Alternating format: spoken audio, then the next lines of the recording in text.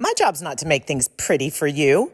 And a lot of you guys are going to watch today's video and think I completely screwed up. But let me tell you what, it doesn't matter because I have said it before and I will keep saying it until somebody pries that paintbrush out of my cold dead hand.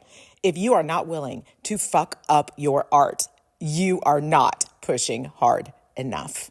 And I realized that's what I was doing on this piece. I was going for pretty. My job is not to make you pretty. My job is to push the envelope and to see what happens if we do this or that, even if the whole piece gets ruined. So back up with me and I'm going to tell you what I did wrong here. Up to this point in the video, I'm applying my Tanglewood Sue-per Shifters. Those are color shifting waxes on top of my mirror waxes because I've learned that when you put one on top of the other, you can get this opalescent effect. And I also wanted to go with total mermaid vibes on this one and really make it blues and greens and purples. But I started getting attached. I started liking everything that I was creating and how the colors were blending. And so when I put the Sue-per Shifters on, I kind of matched the Sue-per Shifter color to the mirror color because I was scared of messing up the whole composition of the piece, honestly. And I loved those colors so much.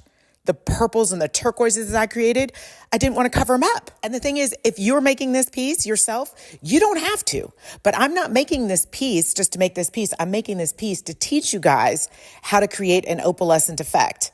And the bottom line is, if you want it to be opalescent, you have to go to the opposite side of the color wheel. You cannot play it safe. You cannot put Ursula, which shifts purple and blue, on top of either purple or blue because it might look really pretty. And it did look really pretty. But guess what? When I went back to get the footage to show you guys the shift and the depth, it wasn't there. Oh, it's gorgeous. Don't get me wrong. That's part of the problem, but it didn't shift with the intensity that I wanted and it wasn't opalescent. So this is how I fixed it.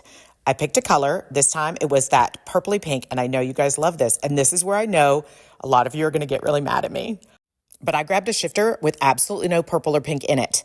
This shifter shifts blue and green. And don't worry, I'm putting all of these in a collection for you, but you can see here, you're getting that green blue shift. But you're not losing that purple. I promise you, it's still there. That's the beauty. That's the magic of all of it. That when you stand back, you're going to see the undertones. But when you shift left and right, you're going to see the overtones. That's the opalescent effect that I've been wanting to create for you. And because I played it safe, I wasn't making it happen, but now I am. So to get back in the good graces of those of you who are mad at me for covering up that pinky purple, now I'm going to the green and I'm going to grab a Sue-per Shifter that is only pink and purple and put it right over the green. So basically when I'm done, for the most part, the places that were green are going to look a little bit more purple and the places that are purple might look a little bit more green-blue at one angle. But at a different angle, they're going to stay the same. Are you still with me? Oh my gosh, I hope you're still with me. Or at least try it yourself and then you'll understand exactly what I mean. Because my camera cannot even pick up all the subtlety of the shifts and the depth that is happening here. And if I haven't completely confused you yet, I'm just going to keep going. When you put one color over the opposite color with paint, you're going to kind of cancel it out a little bit, but not with my waxes. They're almost like a translucence. You can put gold, yellow, green, what I'm doing here, over that purple, and you don't have brown. You have both of those colors. That was the magic that I figured out that I could do that made me so excited, and then I didn't do it. So once I realized what had to be done, look at that. Now you're getting the shift, but I just had to take a chance. We're still in mermaid vibes, but we're shifting now. Let me show you a little bit closer up too. So yeah, that's beautiful. Look at that chartreuse green. It is gorgeous, but it's not opalescent. So I grabbed purple and I just brushed that on really lightly. And believe me, I know some of you are going to look at this and say, it looks just the same.